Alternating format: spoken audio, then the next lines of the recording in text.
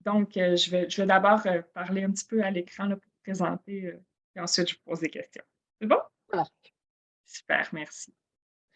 Donc, bonjour à tous et à toutes. Aujourd'hui, grâce à la magie du virtuel, j'ai le grand privilège de m'entretenir avec Christelle Dabos sur son tout dernier roman, Ici et seulement ici, publié chez Gallimard Jeunesse et qui paraîtra en avril au Québec.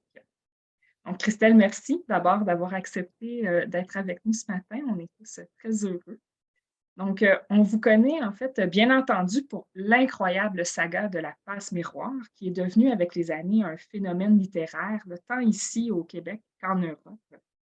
Et ce que certains seront peut-être étonnés d'apprendre, en fait, c'est que le premier tome de la série, Les fiancés de l'hiver, est en fait le tout premier texte que vous avez écrit. Et en 2013, vous l'avez soumis à la première édition du concours du premier roman, organisé par Gallimard Jeunesse. Et vous en êtes devenue la grande lauréate, permettant ainsi, en fait, à des milliers de lecteurs de découvrir votre univers fantastique.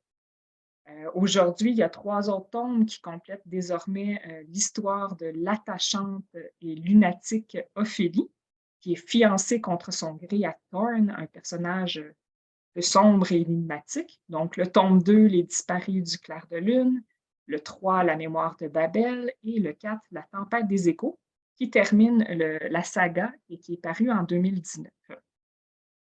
Christelle, il y a un fait un peu étonnant. En fait, vous avez d'abord et avant tout fait des études pour devenir bibliothécaire. Comment l'écriture est arrivée dans votre vie? Alors, pour être tout à fait exact, La Passe Miroir n'est pas le premier texte que j'ai écrit, mais c'est le premier roman que j'ai soumis, à l'édition et qui a été publié, ouais, j'ai eu cette chance que ce soit vraiment retenu du premier coup. J'ai écrit avant, mais je me suis beaucoup cherchée, hein. La Passe Miroir, ça a été vraiment l'histoire où je me suis dit: «Ça y est, j'ai mon monde, j'ai mon univers, ça y est, je suis en plein dedans».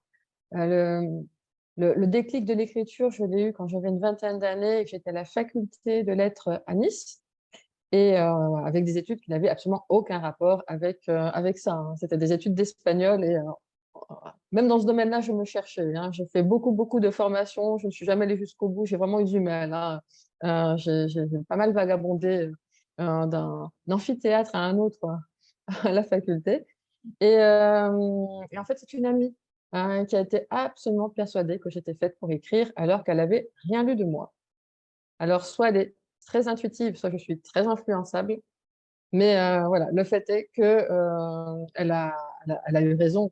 Elle m'a encouragée, elle m'a vraiment, tendu des feuilles, vierges avec juste un titre en me disant: «Écris l'histoire qui va avec le titre» et je me suis prise au jeu et jusqu'à ce que le déclic se produise. Alors le déclic, c'est lorsque je pense que c'est exactement le même lorsqu'on a, le déclic de la lecture et qu'on a le livre qui nous fait vraiment, aimer la lecture, le livre qu'on ne peut pas lâcher, qui fait qu'on est en transe, qu'on va passer une nuit blanche, bah, c'est pareil pour l'écriture.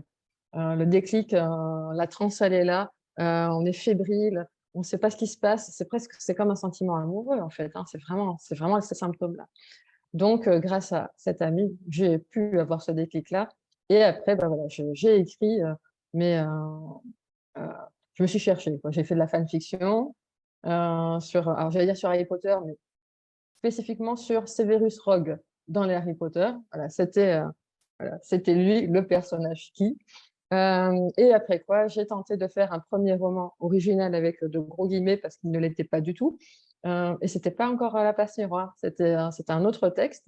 Mais c'est bien parce que j'ai fait plein, plein comme ça d'erreurs, plein d'errances et il m'a fallu du temps, ça m'a pris vraiment plusieurs années avant d'avoir enfin cette histoire, La Passe Miroir qui elle, allait être, ouais, là j'ai tapé en plein dans mon univers, ça y est. Donc, aujourd'hui, après presque 4 ans d'absence sur la scène littéraire, vous avez pris une petite pause après la passe miroir, vous revenez avec Ici et seulement ici, un roman choral à 4 voix sur les tourments de l'adolescence. On rencontre d'abord Iris qui essaie de se fondre dans la masse et Pierre qui ne sait pas être autre chose qu'un bouc émissaire. Il y a aussi Madeleine en pleine crise un peu mystico-existentielle et Guy qui est constamment tiraillé par son désir de plaire et celui de se rebeller. Est-ce qu'on peut voir, en fait, dans ce roman, une forme de catharsis par rapport à votre propre adolescence? Ah, je me suis fait bien, bien plaisir.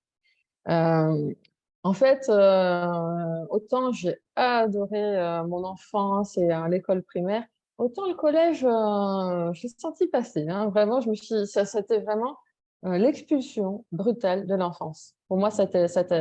Il y avait vraiment l'avant et l'après et dans cette cour, de récréation qui n'est pas récréative du tout, en tout cas pas celle que j'ai connue, ça a été un apprentissage. Voilà, j'ai fait un nouvel apprentissage. J'avais pas de mode d'emploi. J'étais vraiment désarmée, je ne savais pas. Je me suis dit: «Mais qu'est-ce qui se passe? Il y a de nouvelles règles, je ne les comprends pas». C'était un peu tacite et oui, cet univers-là m'a marquée. Ce petit trait d'union entre, l'enfance et puis après les années lycée, plus tard quand j'étais jeune adulte, il y a eu cette période de transition qui correspond pile à l'adolescence, donc la métamorphose aussi du corps avec tout ce que ça entraîne. Heu, Ça m'a marquée et pendant très longtemps, je n'ai pas souhaité trop l'évoquer. Donc ni dans l'écriture, ni, c'était quelque chose un peu je n'aimais pas évoquer ce souvenir, donc c'était un peu refoulé. J'ai tenté une fois d'écrire un texte dessus et ça n'a pas pris. J'étais mal à l'aise et est arrivé ce moment, où là donc avec, la fin de la passe miroir qui a peut-être contribué à un processus. Je pense que la passe miroir m'a beaucoup aidée à faire un très long processus. J'ai déménagé, en Belgique, j'ai juste changé de rue en fait, toujours dans le même village, mais j'ai emménagé en face d'une école. Je me demande si ça a pas fait une remontée de souvenirs d'entendre cette sonnerie, de voir ces élèves et là, tout d'un coup, j'ai vraiment eu l'afflux des souvenirs et d'abord de mes années de primaire, puis des années collège et là, je me suis dit: «Oh, il y a quelque chose» et là, vraiment, c'était très joyeux. Là, c'était plus du tout du malaise, c'était vraiment il y avait une sorte d'euphorie et ce roman, il s'est écrit absolument tout seul, au milieu des cartons de déménagement.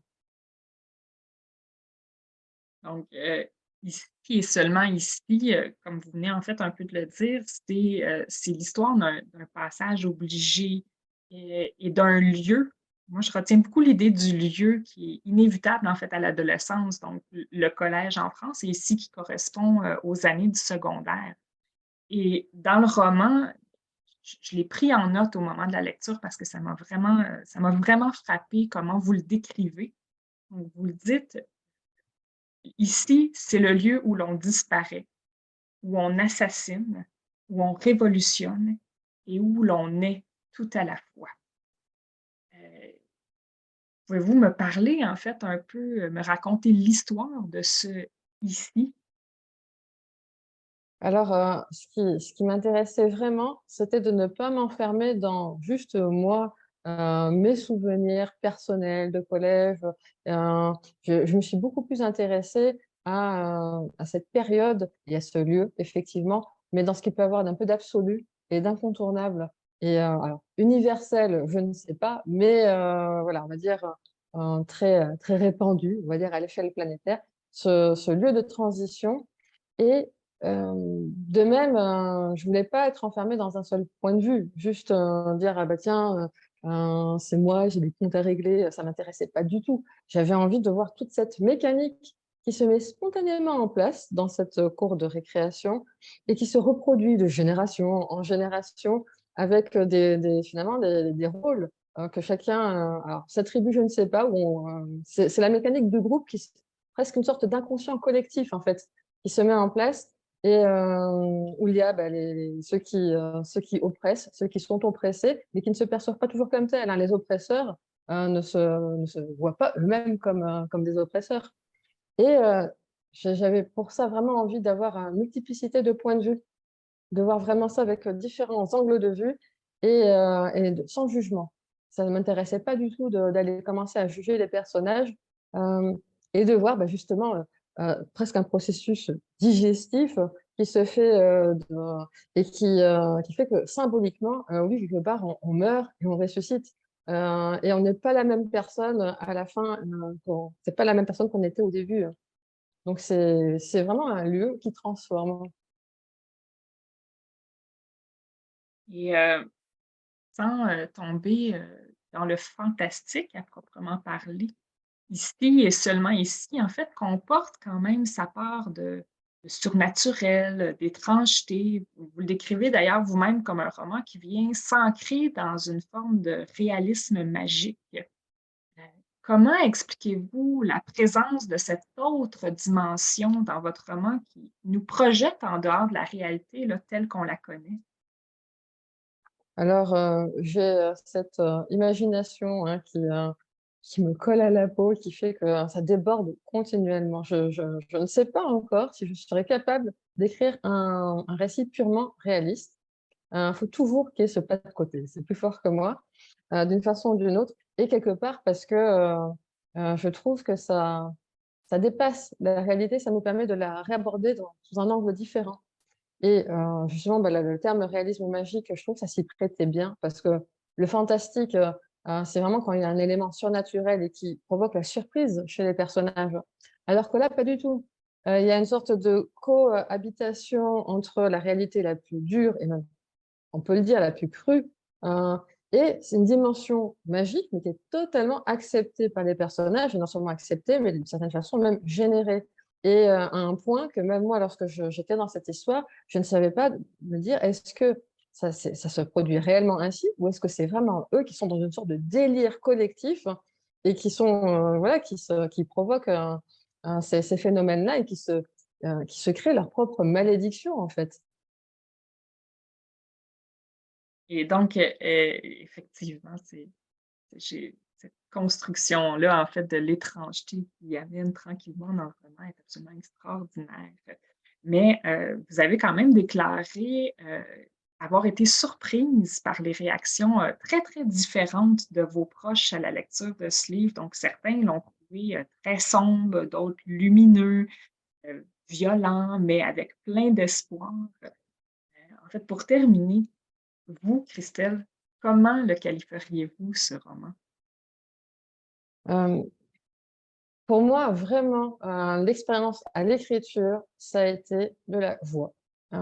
Pour moi, ça a été, alors je peux comprendre que ce soit pas ressenti pareil, à la lecture, mais, moi, ça a été une libération. Vraiment, dès les premières lignes, j'ai senti qu'il y a quelque chose de très joyeux qui était en train de se libérer et même cet espace ici, je le ressentais intérieurement et j'avais l'impression de m'éteindre de plus en plus et même, moi, intérieurement, d'avoir de plus en plus d'espace dedans.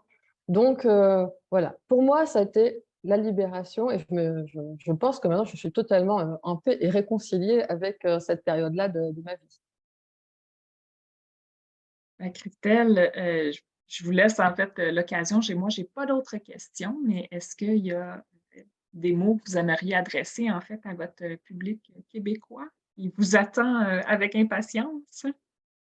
Alors, j'ai reçu plusieurs, messages de mon lectorat, de Québec et qui, me disent: «Mais quand est-ce que vous venez?»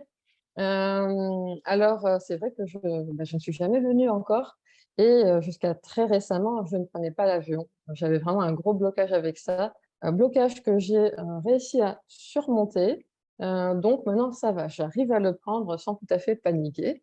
Donc je me suis en train de me dire: «Ben, un jour, pourquoi pas, venir à votre rencontre et moi, voilà, me déplacer». Je commence à bien l'envisager, voilà. Je je suis prête pour cette rencontre au-delà, du miroir et dans un nouvel ici avec vous. Et vous serez, la bienvenue vraiment, ça serait vraiment un très, très grand plaisir pour nous tous, de vous recevoir.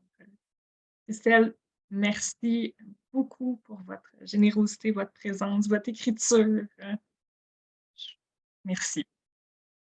Un grand merci également. Merci de m'avoir permis, voilà, pouvoir m'exprimer ainsi, faute d'être là en présentiel. Voilà, d'avoir pu, trouver cet arrangement, c'était vraiment chouette.